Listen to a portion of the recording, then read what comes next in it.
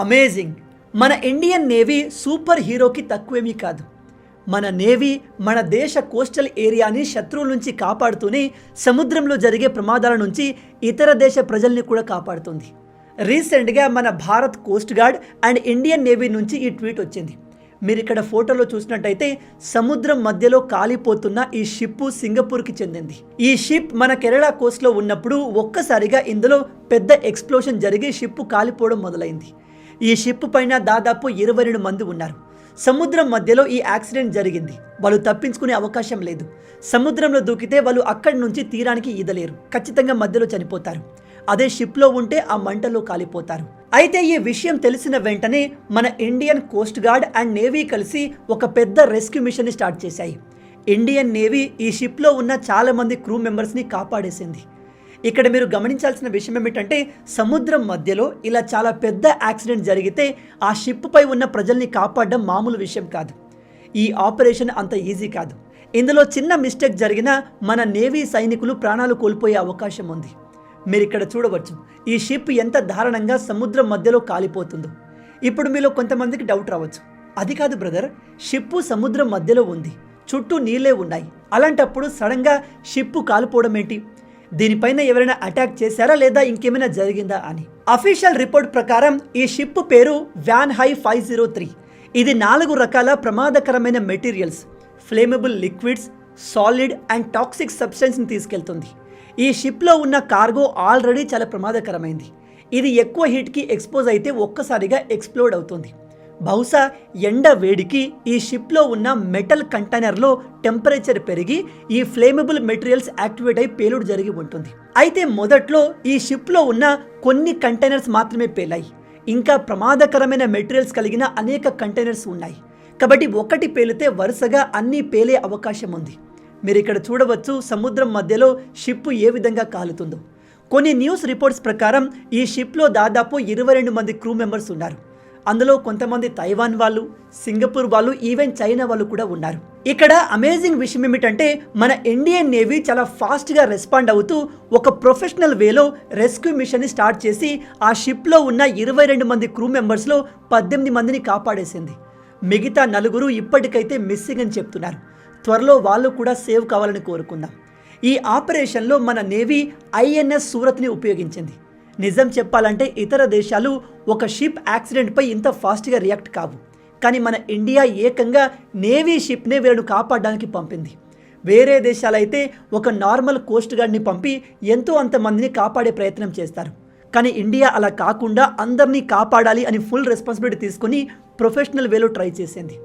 మన Indian navy చేసిన ఈ సహాయానికి కృతజ్ఞతగా సింగపూర్ థ్యాంక్ యూ ఇండియా అంటూ ఒక అఫీషియల్ స్టేట్మెంట్ ఇచ్చింది. మీరు ఇక్కడ స్క్రీన్ పైన చూడవచ్చు. విచిత్రమైన విషయం ఏమిటంటే చైనా కూడా మన ఇండియాకు థ్యాంక్స్ చెప్తూ ఒక అఫీషియల్ స్టేట్మెంట్ని ఇచ్చింది. ఎందుకంటే ఇండియా ఈ షిప్లో ఉన్న చైనీస్ క్రూ మెంబర్స్ని కూడా కాపాడింది. మన ఇండియా ఎంత గొప్ప దేశం అంటే మీరు ఇక్కడ మ్యాప్లో చూసినట్టయితే ఈ కింద కనిపిస్తున్న ఇండియన్ ఓషన్ మొత్తానికి ఇండియన్ నేవీనే కింగ్ అని చెప్పవచ్చు. ఎందుకంటే ఇక్కడ చైనా నేవీ ఉంటుంది, అమెరికన్ నేవీ కూడా ఉంటుంది. కానీ వాళ్ళు ఇలాంటి రెస్క్యూ మిషన్లో పార్టిసిపేట్ చేయరు. అమెరికా ఈ ప్రాంతంలో ఉండడానికి ప్రధానమైన కారణం చైనాని కంట్రోల్లో పెట్టేందుకు, చైనా ప్లాన్స్ని తెలుసుకోవడానికి. అందుకే చాలామంది జియోపొలిటికల్ ఎక్స్పర్ట్లు ఇండియన్ ఓషన్ మొత్తానికి ఇండియన్ నేవీనే ఒక సూపర్ హీరో అని పొగుడుతున్నారు. నిజంగా మన ఇండియన్ నేవీ సూపర్ హీరోని. సినిమాలో ఉండే సూపర్ హీరోలు రియల్ వరల్డ్లో ప్రజల్ని కాపాడరు. కానీ మన ఇండియన్ నేవీ మాత్రం ఈ రీజియన్లో ఎవరికి ప్రాబ్లం వచ్చినా వెంటనే రెస్పాండ్ అయ్యి వాళ్ళను ఆదుకుంటుంది, కాపాడుతుంది. మనందరం చైనాని అభివృద్ధి విషయంలో పొగుడుతాం, టెక్నాలజీ విషయంలో పొగుడుతాం, మంచి విషయమే. చైనా నిజంగా అభివృద్ధి చెందింది కాబట్టి పొగడాల్సిందే.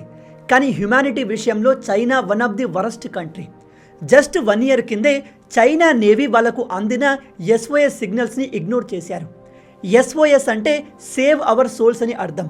ఎవరైనా ఒక వ్యక్తి లేదా షిప్ ప్రమాదంలో ఉంటే వాళ్ళను కాపాడాల్సిందిగా చుట్టుపక్కల ఉన్న షిప్స్కి SOS సిగ్నల్స్ని ట్రాన్స్మిట్ చేస్తారు. అయితే చైనా నేవీ ఒక షిప్ నుంచి వాళ్ళకు వచ్చిన SOS సిగ్నల్స్ని ఇగ్నోర్ చేసింది. ఈ విషయం బయటకు వచ్చినప్పుడు ప్రపంచ దేశాలు షాక్ అయ్యాయి. ఒక కంట్రీ టెక్నాలజీ పరంగా, ఎకానమీ పరంగా, మిలిటరీ పరంగా ఎంత డెవలప్ అయితే ఏం ప్రయోజనం? సహాయం కావాలి, మమ్మల్ని కాపాడండి అని వేడుకున్న వాళ్ళను కాపాడనప్పుడు అసలేం జరిగిందంటే ఒక లైబీరియన్ ఫ్లాగ్షిప్ని సోమాలియాకు చెందిన కొంతమంది పైరట్స్ అటాక్ చేశారు. ఆ షిప్లో కొంతమంది అమెరికన్స్ అండ్ ఇజ్రాయెల్ వాళ్ళు ఉన్నారు.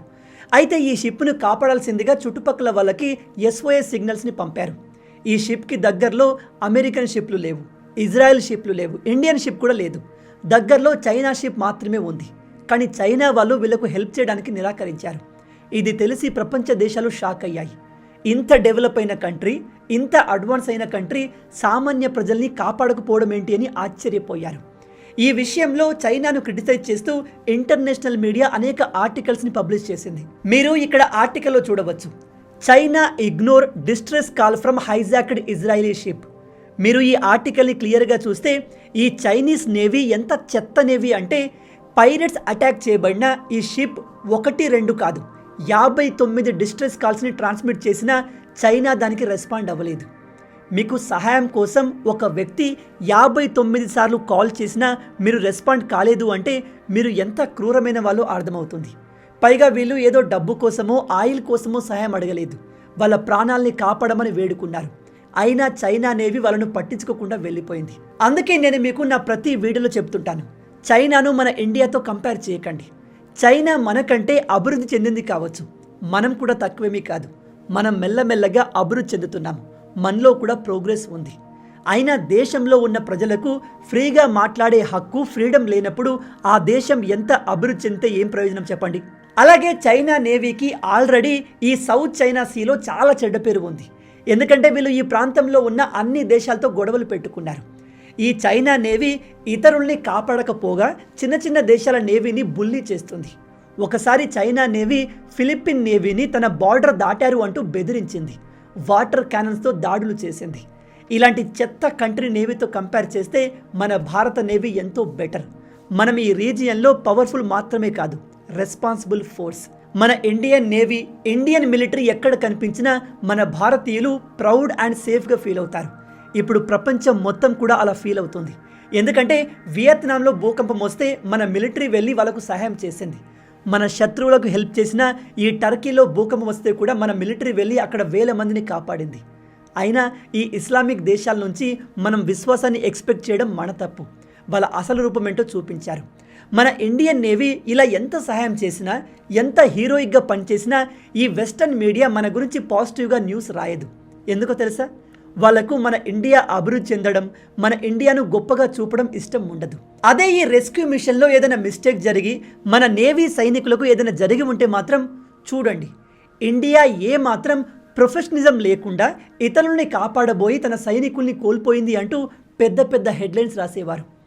అందుకే మీ అందరికీ నేను చెప్పేది ఏమిటంటే, వెస్టర్న్ మీడియా మన గురించి బాగా పొగిడితే మనం ఉబ్బిపోకూడదు, మన గురించి ఏమీ రాయకపోతే ఫీల్ కాకూడదు. ఎందుకంటే ఆ దేశ మీడియాలు వాళ్ళ గవర్నమెంట్కి తగ్గట్టుగా పనిచేస్తాయి. గుర్తుపెట్టుకోండి, ఈ వెస్టర్న్ దేశాలైన అమెరికా, కెనడా, యూరప్ దేశాలు మన ఇండియా బాగుపడాలి, అభివృద్ధి చెందాలని ఎప్పుడూ కోరుకోవు. ఈ ఇస్లామిక్ దేశాలు కూడా మన ఇండియా గురించి పాజిటివ్గా న్యూస్ని రాయవు. ఒకసారి ఈ ఆర్టికల్ చూడండి, Indian navy deploys after crew injured on burning container ship. ఈ ఆర్టికల్ని బయట దేశం వాళ్ళు చదివితే ఈ షిప్ మన ఇండియాదే కావచ్చు, మన ఇండియన్స్ కాలిపోతుంటే మన నేవీ వెళ్ళి కాపాడింది కావచ్చు అనుకుంటారు. అంతేకాని వీళ్ళు క్లియర్గా ఇండియా విదేశీ క్రూ మెంబర్స్ని హీరోయిక్గా కాపాడింది అని మాత్రం రాయరు. ఎందుకంటే అలా రాస్తే ప్రపంచం ఇండియాను గొప్పగా చూస్తుంది, అది వాళ్ళకి నచ్చదు. ఎవడు రికగ్నైజ్ చేసినా చేయకపోయినా we're always proud of our Indian military, Indian navy. Always be proud of our Indian forces. ఇవి ఈ వీడియోకి సంబంధించిన పూర్తి విషయాలు. ఈ వీడియో మీకు నచ్చింది అనుకుంటున్నాను. నచ్చితే అలా ఊరికే చూసి వెళ్ళిపోకుండా వీడియోను లైక్ చేయండి అండ్ కింద కామెంట్లో జై హింద్, జై భారత్ అని తప్పకుండా రాయండి. మనం 1 మిలియన్కి చాలా దగ్గరలో ఉన్నాం కాబట్టి సబ్స్క్రైబ్ చేయడం మర్చిపోవద్దు. రాబోయే వీడియోలో ఇంకో ఇంట్రెస్టింగ్ టాపిక్తో మళ్ళీ కలుద్దాం. అంటిల్ దెన్, జై హింద్ అండ్ జై భారత్.